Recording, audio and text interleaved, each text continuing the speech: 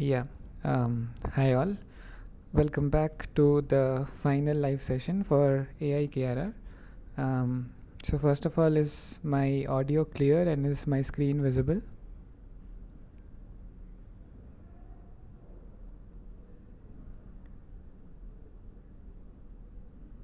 Okay. Thanks for confirming, Smarak. So yeah.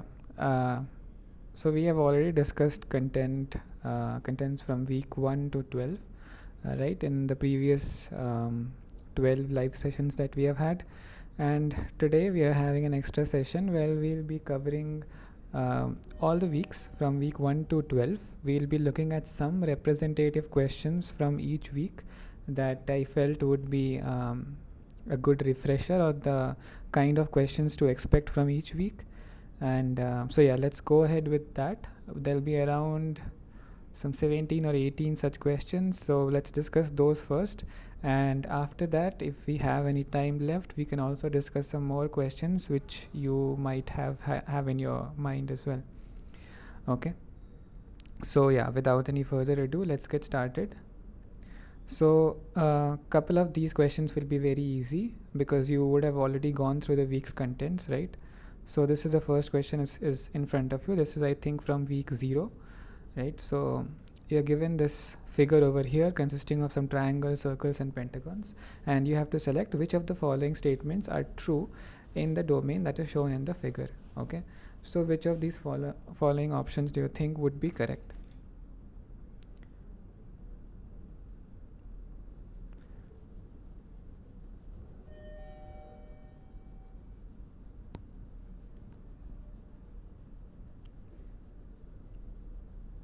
Anyone?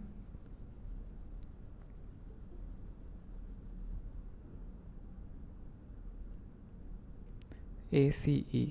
Okay, so Smarak and Twinkle say that it's A, C, and E. Let's look at the options. So the first one says that there is at least one red triangle, which is true. We see that there are 3 triangles in this figure over here. Then C says that there is at least one green pentagon, which is also true. There is one green pentagon. And then E says that there is at least one yellow circle, which is also true. We see that there are 2 yellow circles over here. So A, C, and E are correct. About the other options B, D, and F, we see that they are all incorrect because they are not true with respect to the given domain. Okay, we don't have a red circle, we don't have a green circle, and we also don't have a red pentagon. So the correct options are A, C, and E. So this was pretty straightforward. Let's go to the next question. So the next 3 questions will be dealing with these different kinds of reasoning that we saw in the previous lectures, right? So this is an example that says that the plate was empty, the kid had jam all over his face, hence the kid must have eaten the jam. So do you think this is an example of deduction, induction, or abduction? Which of these 3 types of reasoning do you think would be applicable in this question? Okay, so we see differing opinions. So some people in the chat say that it will be induction, some people say it will be abduction. So remember, induction is when you try to generalize based on a certain set of facts, right? And abduction is when you try to hypothesize that something may have happened, right? So here in this case, we are told that the plate was empty and the kid had jam all over his face. So we are not generalizing anything over here. We are in fact hypothesizing, or we are assuming that the kid must have eaten the jam and hence the plate is empty. So the kid must have eaten all of the jam from the plate, and that's why the kid has jam all over his face, right? So this is an example of abductive reasoning and not inductive reasoning. Is that clear? Any doubts in this question?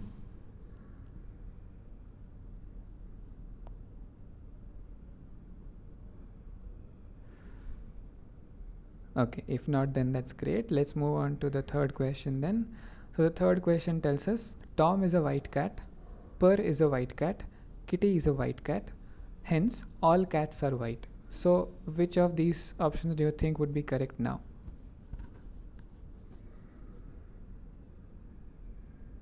C, that's right. So here we are seeing that we saw 3 examples of cats that are white, right?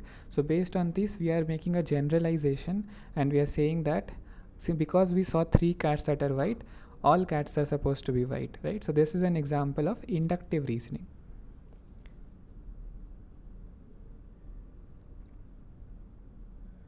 Okay, I hope this is also clear.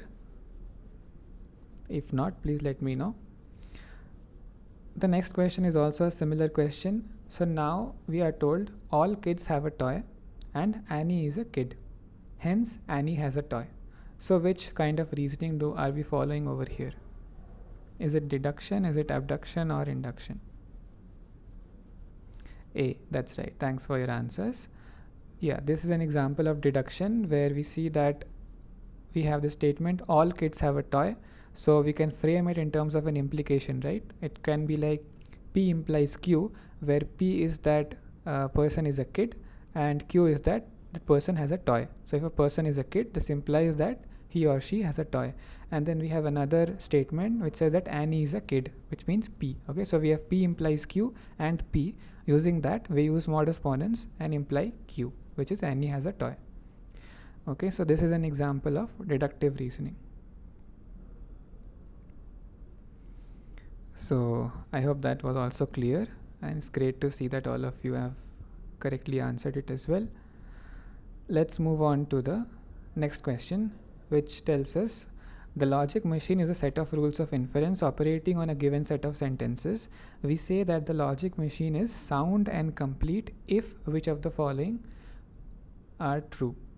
Okay, so remember we discussed soundness and completeness way back, and this is often a confusing topic for students. So which of these do you think would be applicable when we talk about a logic machine that is both sound and complete?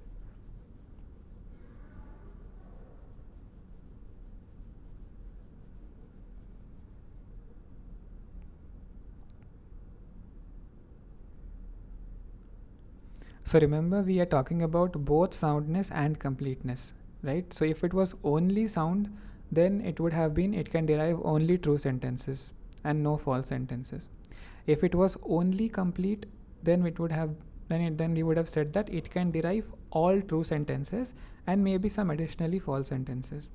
But if something is both sound and complete, then what would that mean?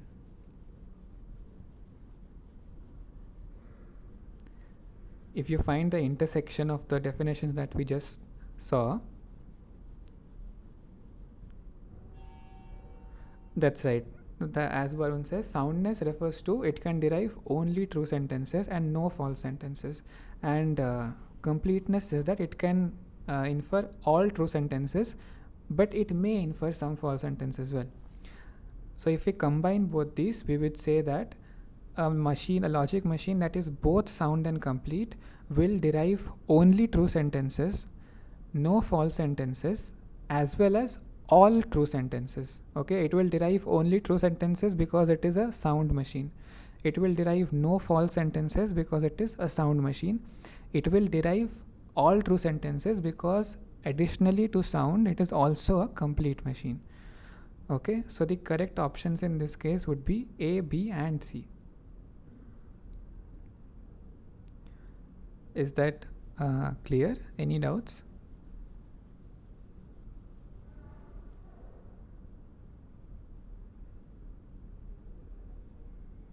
Okay, that's great then. Thanks for confirming, Varun. Let's move on to the next question for today then. So here you are given 2 statements. The first statement is if the student makes an effort or made an effort, then he will succeed. And the second statement tells us the student made an effort. So we conclude based on these 2 statements that therefore the student will succeed. So is this a valid form of reasoning or not valid form of reasoning? Okay, so Smarak and Ritu say that it's a valid form of reasoning. What do the others think? Okay, Twinkle also says that it's valid form of reasoning, and it is in fact a valid form of reasoning. So yeah, you got it correctly. This is a valid form of reasoning because you see that this can also be represented in terms of implication. If the student made an effort, then he will succeed. So this can be represented as making an effort implies succeeding, right? And then so we have P implies Q, and then we also have P, which is student made an effort. So P implies Q and P together we can imply Q, right? So this is a valid form of reasoning. Now what if, okay, so we don't have an example of an invalid form of reasoning, but I guess for that you can refer to the particular week where we discussed similar questions. There you would have an example where some invalid form of reasoning would have been discussed. Okay, so I hope that was clear. Let's move on to the seventh question, in which we are given a knowledge base which consists of a set of facts. Okay, for example, P implies R is one fact, not R and T is one fact, T implies P is one fact, and not P and Q implying not T is one fact, and Q is another fact. Okay, now we have to decide which of the following options can be derived from the knowledge base. Okay, so this may require you to work it out, you're using a pen and paper. So if you have one around, I would let you work it out for a minute or two, and then we can discuss the solution.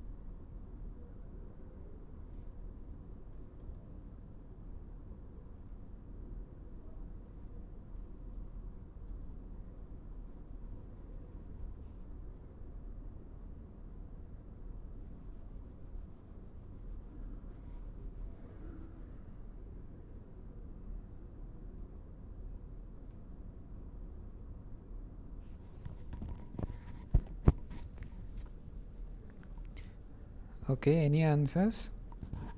Any guesses? So I can give you one hint, only one of these options is incorrect. So that makes it that must make it easy for you. You only have to identify one option that is incorrect. That is negative Q, I guess, because there is no negative Q. Okay, thanks Varun. So okay, let's have a look at the solution. Give me a moment, please.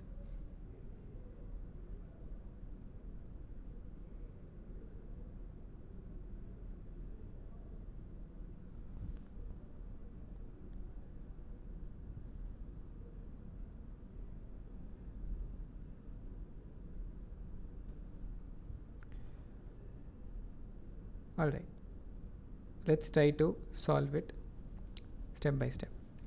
Okay, so we have not R and T, right? So from here we can derive not R as well as T, right? Now because we have T over here and we have T implies P, so we can imply P, right? now because we have P and we have P implies R, we can imply R. Okay, also because we have not R over here, we can use that and this P implies R to imply not P. Okay, also because we have not P and Q, as well as not P and Q together implying not T, so using all these three we can imply not T. Is there anything else that we can imply?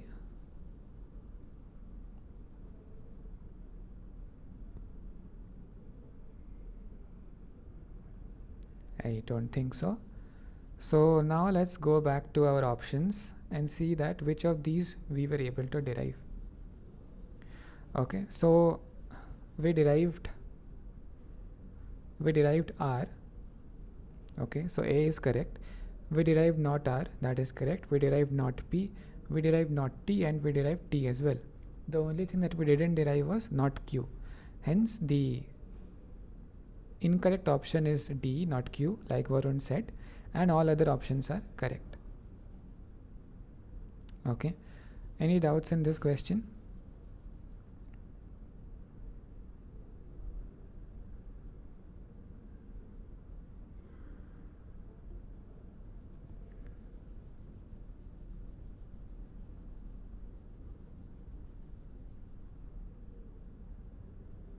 Okay, if not, then great. If there are any doubts, please let me know. Okay, for now let's move on to the 8th question, which asks us about sentences in first order logic. Okay, so remember in one of the weeks we discussed the proper definition of what is a sentence in first order logic. Okay, and so do any one of you remember what is a sentence in first order logic?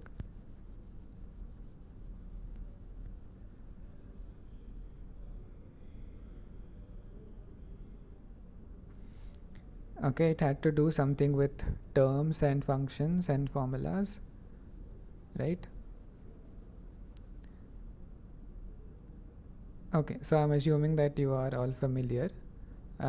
We also discussed a couple of questions from this similar topic in one of the previous weeks, so you can also refer to that if you want more examples. So here what we have to do is, we are told that sister and brother are function symbols, and talented is a relation symbol, and Rahman is a constant symbol of LPFC. Okay, now we have to choose among these four which of the following are sentences as per the definition of of a sentence in first order logic. Okay, so I'll let you think about it for maybe a minute or two, and then we can see which of these options are actually correct. Okay, so if you want, you can revisit the particular week from which we during which we discussed the definition of a sentence. You can also see the lecture slides that also has a definition clearly stated in the slides. Okay, so we have one vote for option B. There's one more option that is correct. Okay, so you have to choose one more option that is correct.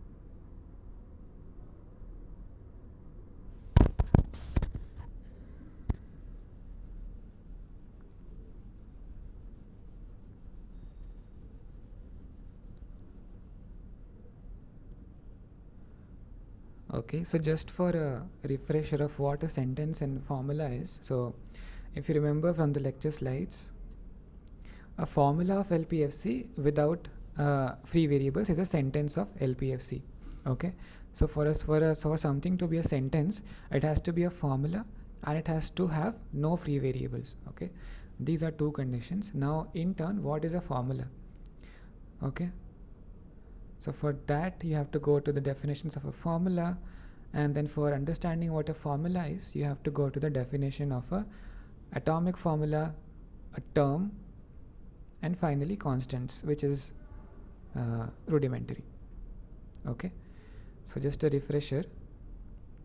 And based on these, so if you look at option C, okay, so I'll tell you that option C is not a correct option. It is not a sentence. But can you tell me what is the reason behind it?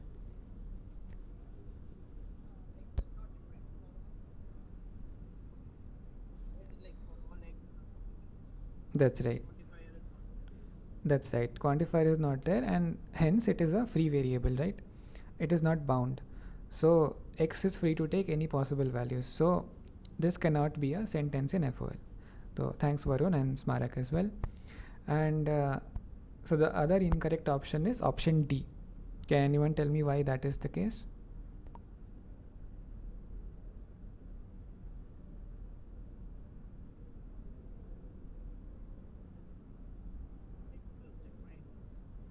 X X is defined. is defined, but see whether the things that we are using in this formula over here, are they in the proper way of using a term?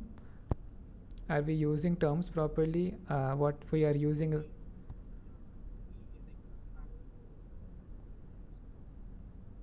no, that is fine. E and E of That is fine. But what we are using over here, brother and sister, they are functions, right? Not relation symbols. so two functions not. Yeah, so if you go back to the definition of a term, so the term is something belongs to a term if this is a either it's a variable or it's a constant, or if t1, t2 and tn are n terms, then nf is a n place function symbol, then f of t1, t2 up to tn, this is also a term. Okay, now atomic formula, so truth and false, or truth and bottom are atomic formulas. Then if t1 and t2 are two terms, then t1 equals t2, this itself is an atomic formula. And then if we place n terms in a predicate, then this is an atomic formula. And then general formula is an extension of the atomic formula. So here what we have is, in the option we have two functions one after the other, right? That is not falling into the definition of a term. Hence we cannot say that it is a proper way a sentence is constructed in FOL. So the two correct options are A and B because they follow the proper definition, and the two incorrect options are option C and D. So is that clear? Any doubts in this question?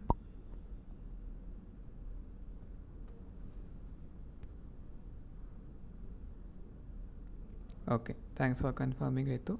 So once again, I'll say that this is one question that is really easy to understand, but at the same time, it's also easy to get it wrong if you're slightly confused about the definitions of terms and functions and all those things, right? So I would recommend you go through the lecture slides, and that should be really helpful.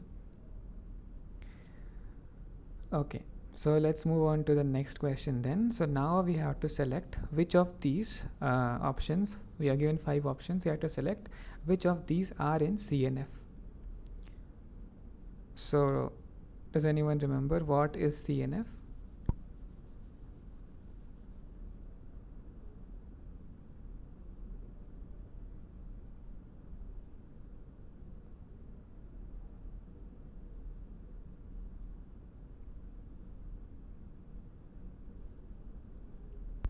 Conjunction of disjunction. That's right.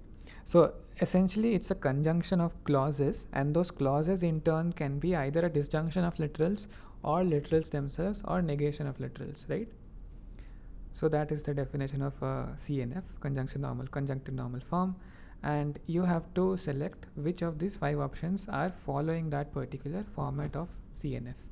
Okay, so again I'll let you think for a while and then we will discuss the solution.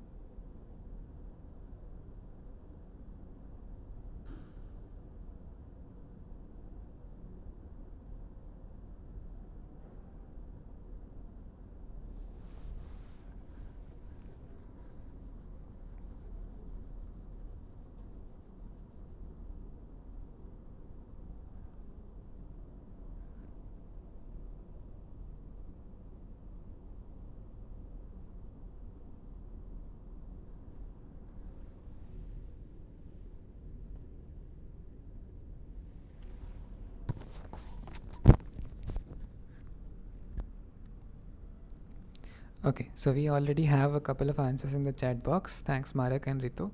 And let's go through the options one by one. Okay, so we have to select the formulas that are in CNF. Okay, so the first one says that not of A or B or C and C or C and D or E, right? So if you look at this particular clause, this has both and or, right? So it's not a disjunction of literals, it has both and or.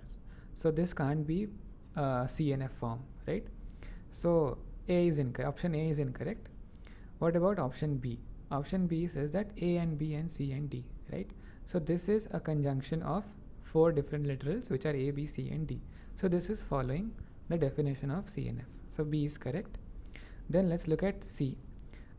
Now C says that A or B or C or D.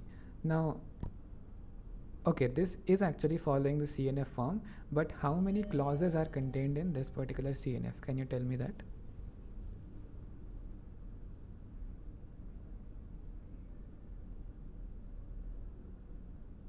One, that's right. There's only one clause, which is A or B or C or D. This whole thing put in a bracket. That is the only clause present in CNF. Okay, so option C is also correct. And option D is obviously incorrect because there is an implication sign over here. So this has to be not in CNF form. And the last option is also correct because here we also have a single clause which is 4 different literals. 2 of them are normal literals A and D, and 2 of them are negation of literals, which is not B and not C, right? And all of these are connected by or, so this is one single clause. Okay, so the correct options are B, C and E. Now some of them may be for some of them we may be able to convert it to CNF form if it's not in CNF form. Okay, so that is a different question, but here we were only asked which of these are in CNF or not are in CNF, right? So here you should not get confused about whether some of these we can convert to a CNF form by doing some simplifications or not, right? If the question specifically asks that, only then do that. Okay, so I hope this was clear. If not, please let me know. Okay, for now let's move on to the next question, in which we have to select the formulas that are in clause form. Okay, so like sentences in FOL and like CNF form, we also came across something called a clause form, for which also there was a specific set of step by step description or notes given in one of the weeks. So if you haven't already checked it out, I would highly recommend you do that. You will find it in the corresponding weeks uh, along with the lecture video that will be present over there. So yeah, so here you have to select which of these options are in proper clause form. Okay, so again I'll let you think for a while, and then after maybe 2 minutes we can discuss the solution.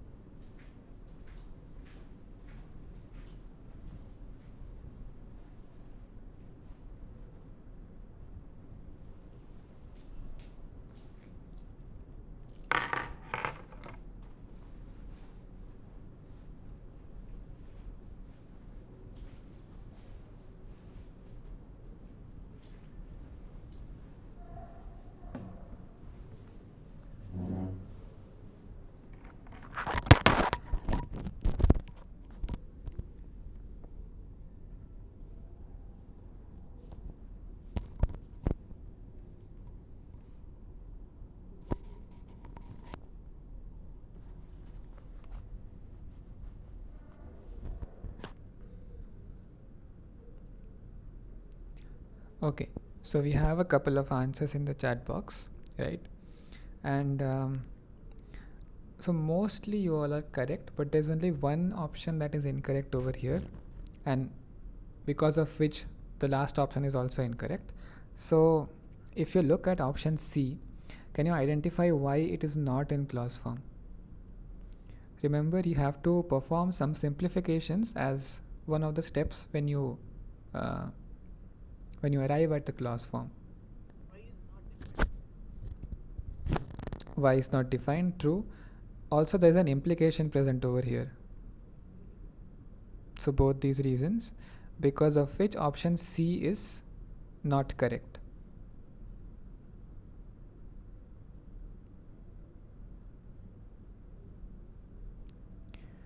Okay, so again you can go through the definition and formulate a process for yourself where you perform a number of checks in each step, and then you arrive at whether something is in a clause form or not. Okay, so I hope that was also clear. Let's move on to the 11th question then. So now we are looking at cuts in prologue, right? So remember we had an at length discussion on these cuts, red cuts and green cuts. So which of the following are false? Okay, so remember here you have to select which are false, not true. So green cut means whether you remove the cut or not gives the same output.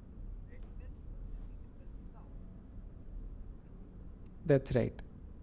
That's right. Thanks, Varun. So based on that, which options do you think would apply over here? So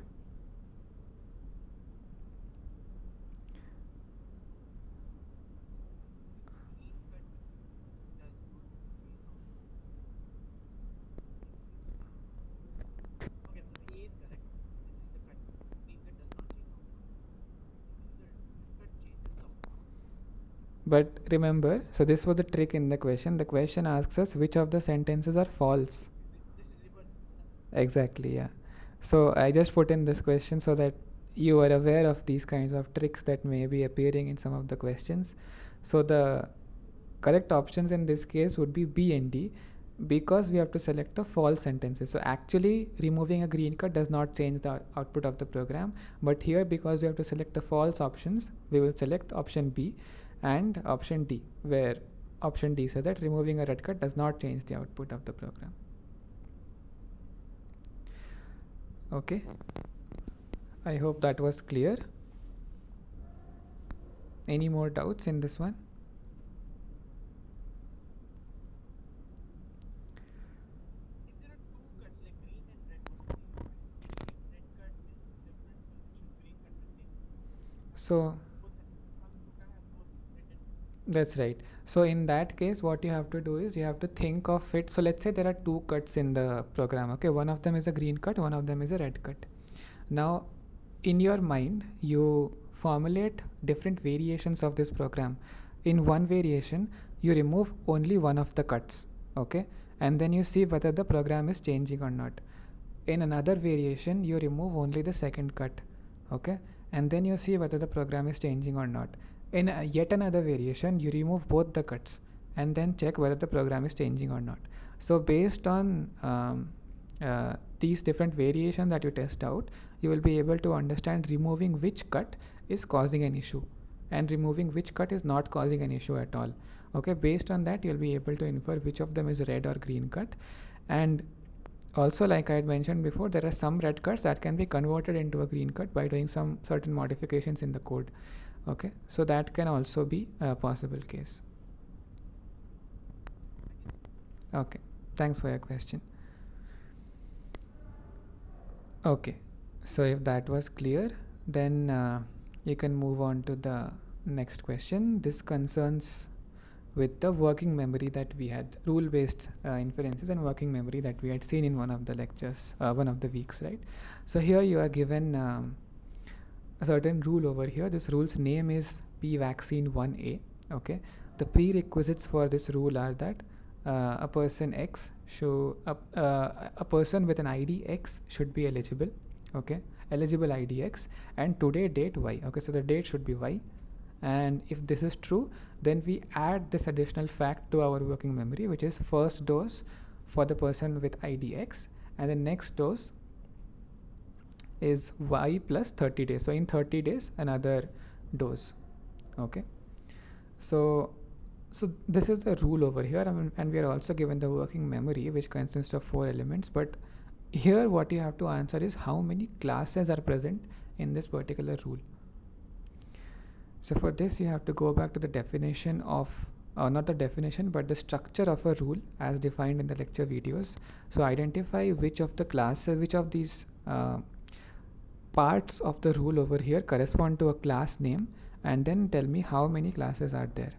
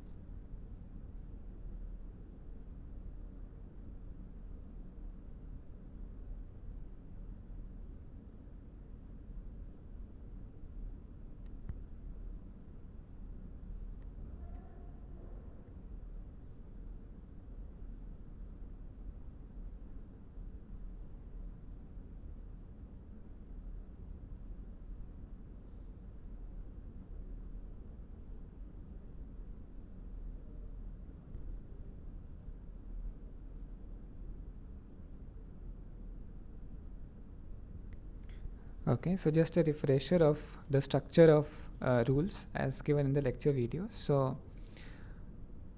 this is how usually a rule is, or not just a rule, but just elements in the working memory are defined. Okay, and this will in fact constitute the elements of a rule, or parts of a rule. Okay, so here you have this number, that is the timestamp of the rule.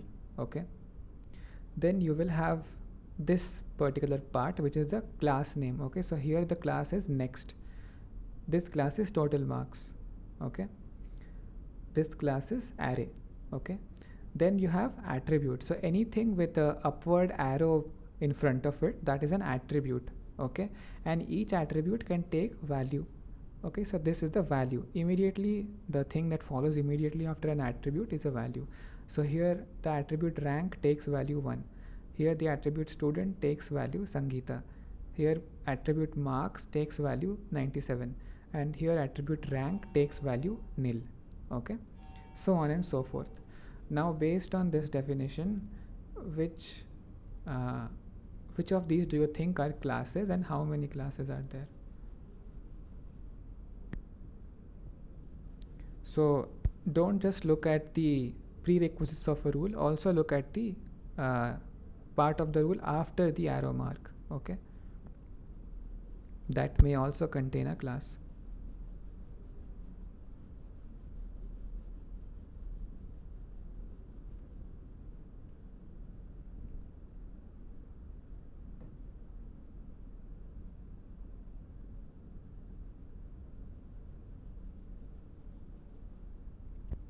Three, that's right.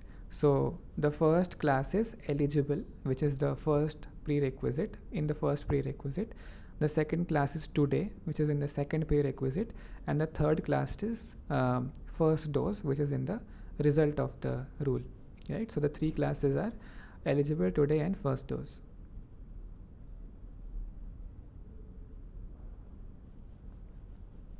Okay. So I hope this was also clear.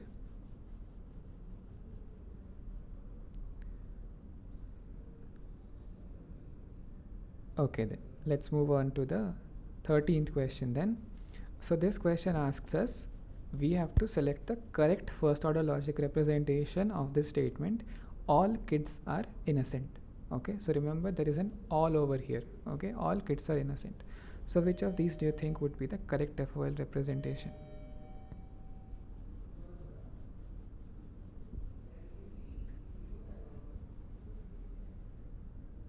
Okay, so we have one vote for option B and other votes. Okay, great. So we have multiple votes for option B, which is in fact correct.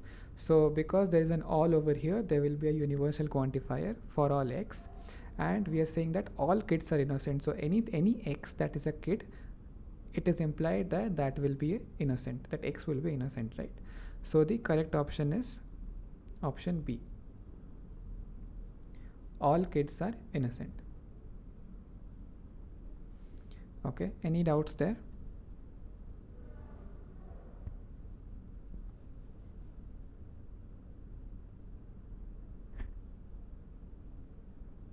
Okay, if not, then great.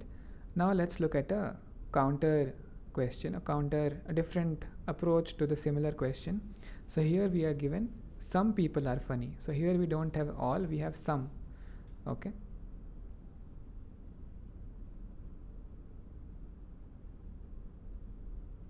So which option do you think would be correct? So remember, this is okay, this will use an existential quantifier, but will we require an implication over here? That is the question.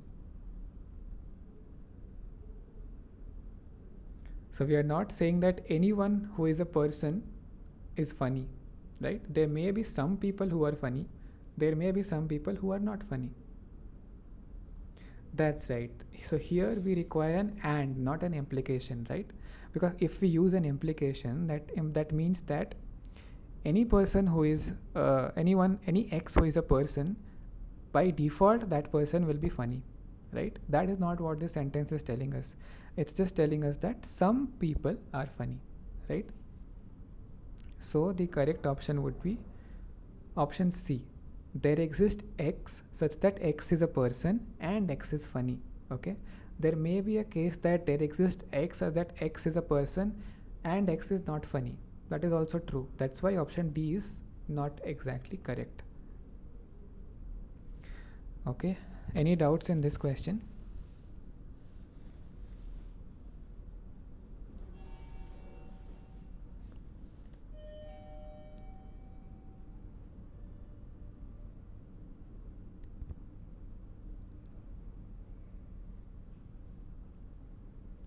Okay, if not, then great. Let's move on to the next question. So this question tells us that we are given a figure over here, and this figure shows a domain that has many individuals in it. Okay, but we are shown only 5 of them, which is I, J, K, L and M. Okay, and the different domains are witty, studious and athletic. We have to select which of the following statements are true. Okay, and remember, this particular symbol over here is an indicator of subsumption. Okay, so which of these options do you think would be correct? I'll let you think about it for a minute and then we can discuss.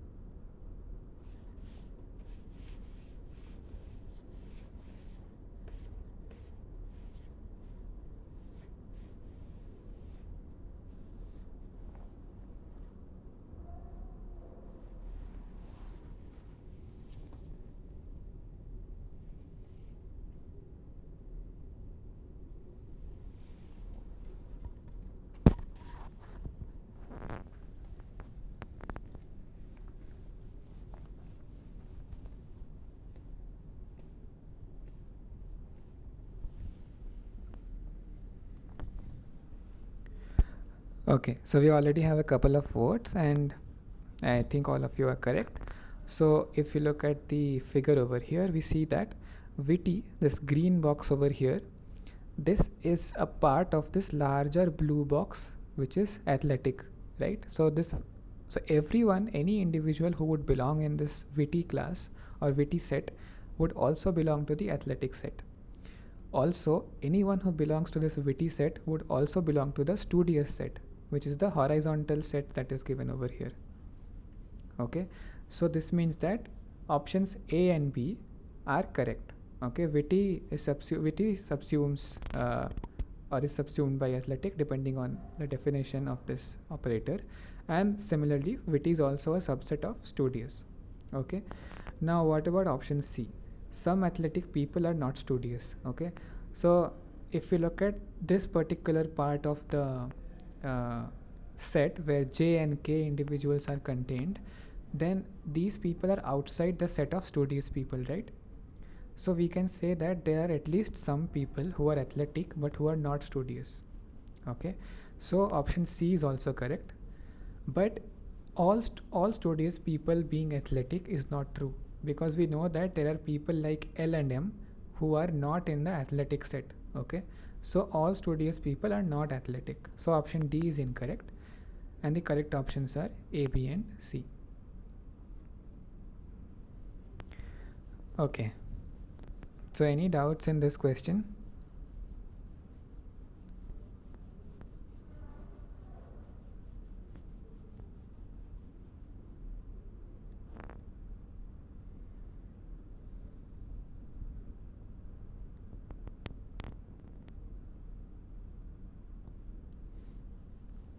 Okay, if not, then great. Let's move on to the next question for today. So this one we are going to deal with the CD theory, okay, conceptual dependency theory. We are given this sentence: Ahmed gave Rahul a toffee. Okay, so if you have to represent this using CD theory, which of these things, P trans, A trans, or M trans, would be involved in that representation, and would that imply a use of cache? So which of these options do you think would be correct? Remember, P trans refers to physical transfer, A trans refers to an abstract level transfer, and M trans refers to a memory level transfer. Okay, so like Smarak and Varun said in the chat box, P trans will be there, Ritu as well, right? So that is for sure, because there is an act of physically giving a toffee to someone, right? So Ahmed gives Rahul a toffee. So toffee is a physical entity which is being transferred. So P trans is correct. Option A is correct. But will there be another option that is correct? Whatever. A trans? A trans? A trans is Abstract. abstract, right? So any act of giving or receiving or buying can be categorized as A trans, right? Then option B is also correct. Yeah, exactly. So option B is also correct. So again, if you go to the lecture slides, there are a number of examples of what could be put in P trans and what could be put in A trans, what could be put in M trans, right? So I would highly encourage you go through that for preparation for your exam. And as far as this question is concerned, the two correct options would be P trans and A trans. Okay. So is that clear? Any doubts in this question?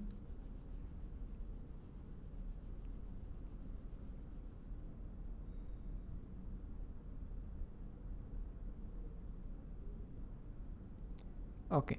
If not, then that's great.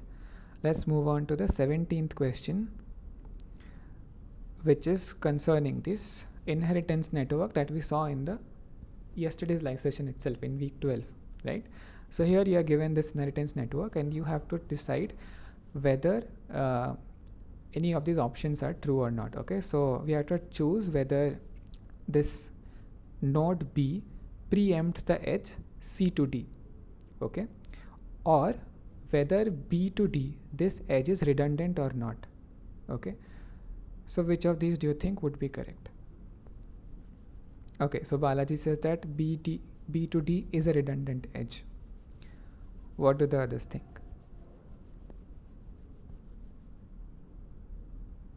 Okay, Smarak says that B to D is redundant, as well as B does not preempt the edge C to D.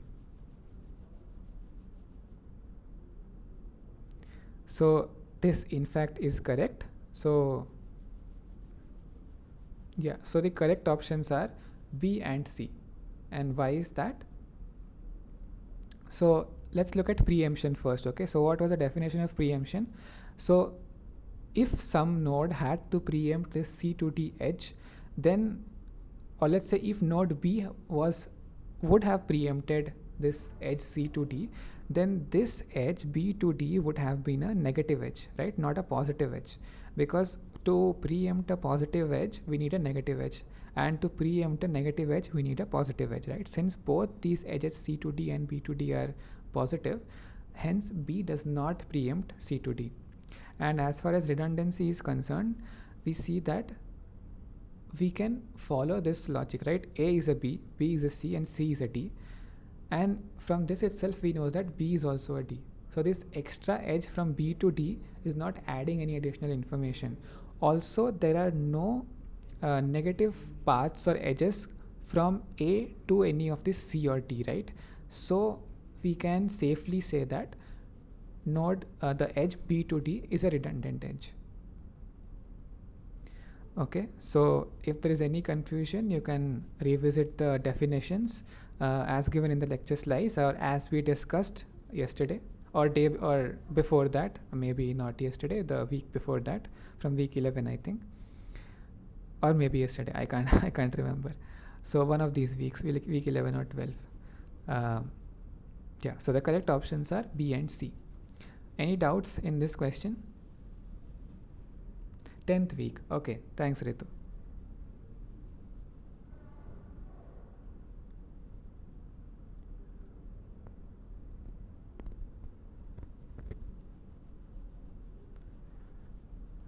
Okay, any doubts in this question?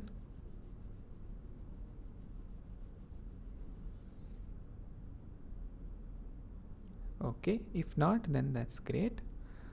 Now let's go to the 18th question, which asks us to select which of the following are definitely universally true statements. Okay, remember, definitely universally true. So we saw an example of that yesterday itself. So which of these do you think would be definitely universally true?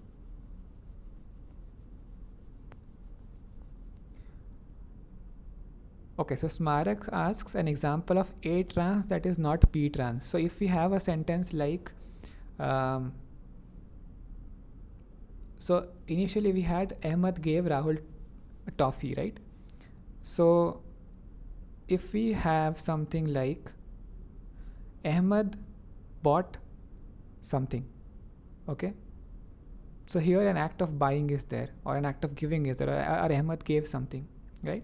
This would be an example of A trans. So I think we also discussed a similar question that involved A trans, but just for the sake of completeness, we can actually see the lecture notes.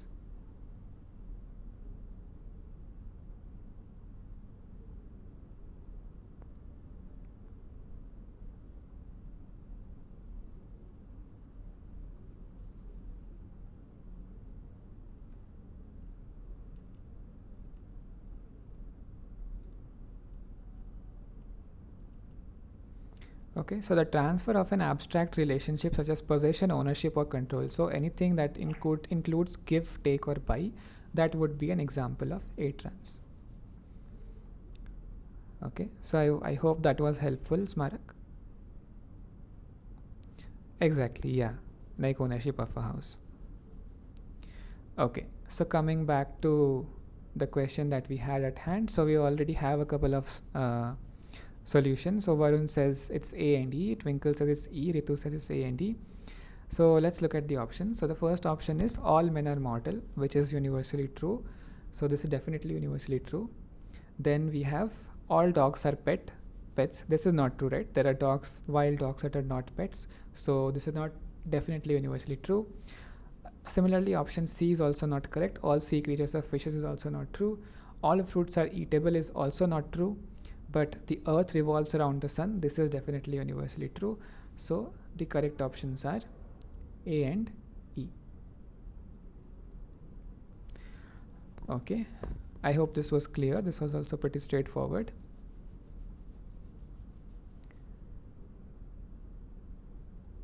Okay. So this concludes the questions that I had from my side.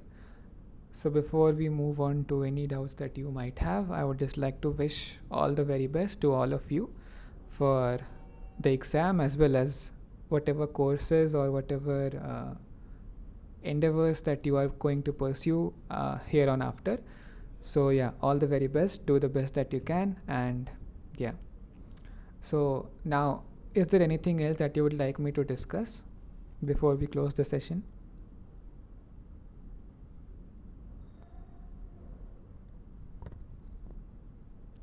Thanks to all of Said you.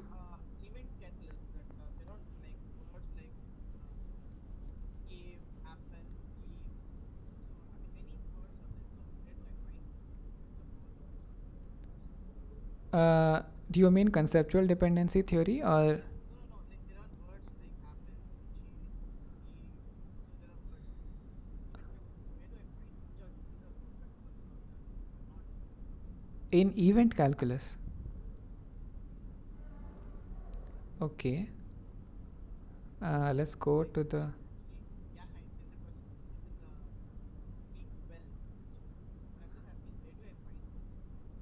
I guess. Week 12 question book. Week Okay. 11, 12.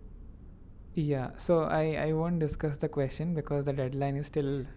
no, I just want to know where do I find this? Like, which are the most perfect ones out there? I see. I see. Just give me a moment, right? I'll just try to figure out.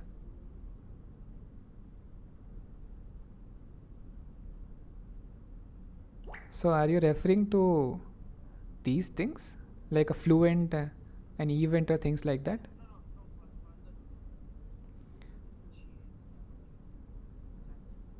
Happiness. Yeah. I'm on that. This one.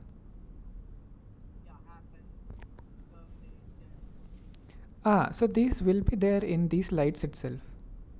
Or the standard ones, or there you can use new ones? I guess you can use new ones also, but I suppose that you would be given mostly things that are present in the lecture slides as well. That are present in the lecture slides already. In case they give something different, you just follow the structure of having an event first and fluent and then timestamp, right? And just follow the English semantic meaning of it. So terminate would imply ending of something, right? Initiates would imply beginning of something. So they may, most probably they'll just give the similar things that are given in the lecture slides, but in case, in the rare case that something is different, just follow the English semantic meaning of it. Say if something is happening in future time, then what do you say? It will happen, say example tomorrow. uh, so let's say that happens rain at time step, let's say t1, and then you also have that additional information t1 is greater than t0 and t0 is the current time. Okay, something like that. Thank you. Yeah.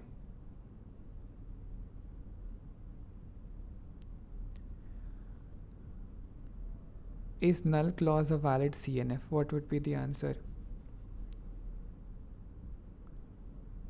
Okay.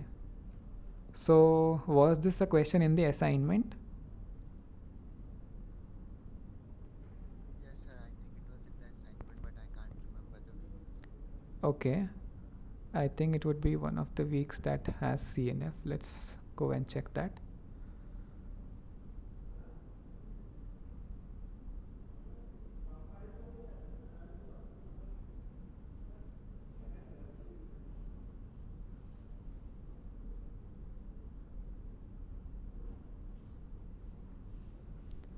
Was it week 3 maybe?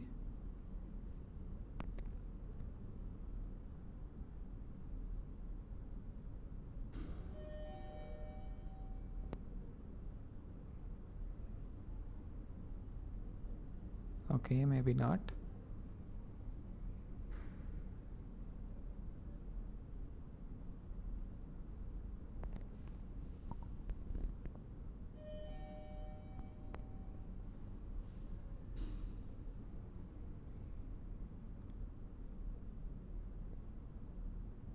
Week 4, is it? Okay, but we are at week 4, but I can't find the question. Can you point me to that specific question?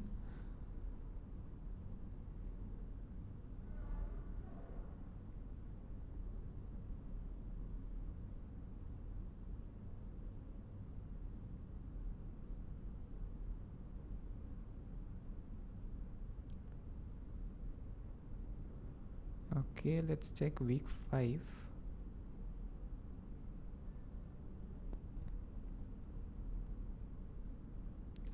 Right. It's here we have CNF.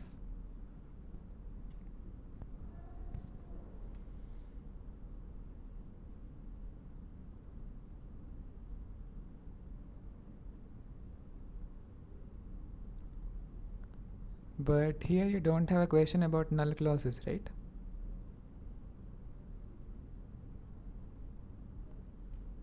Okay, anyway, let's go to the definition in the lecture slides for a CNF and then check it over there. Okay, what is written over there?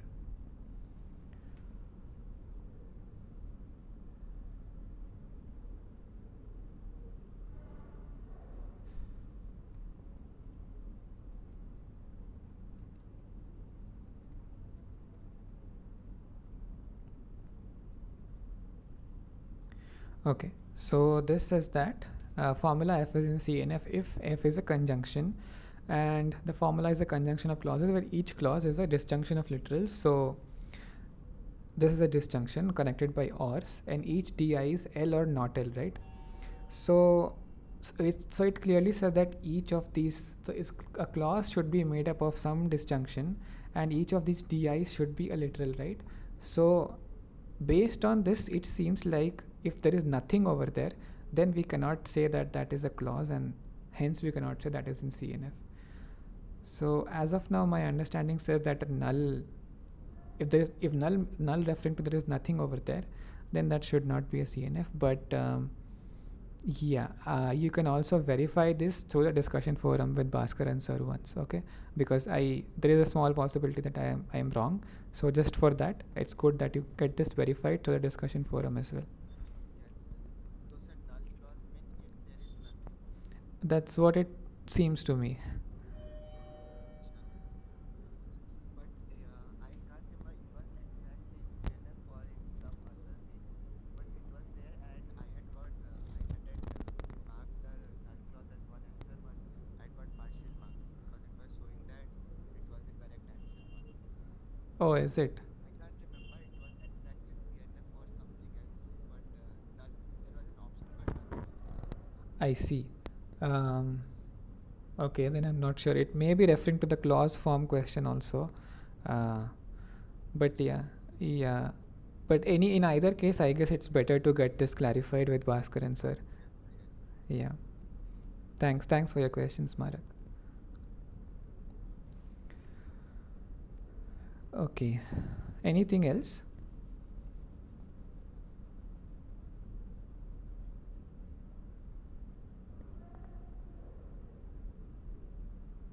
Thank you. Thanks to all of you for being regular attendees and for your kind words as well.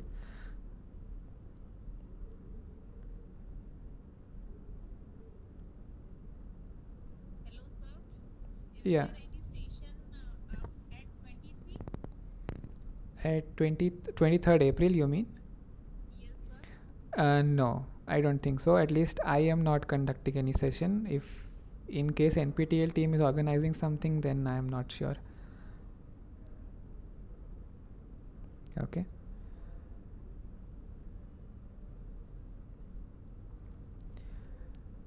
Okay, sir. Thank you. Okay. Okay then. So if there's no more things to discuss, let's close the session. Again, all the very best to all of you, and maybe we'll meet in person someday. Okay, somewhere someday maybe we'll meet. Okay. Okay. See you then. Then all the best again. Have a good rest of the evening.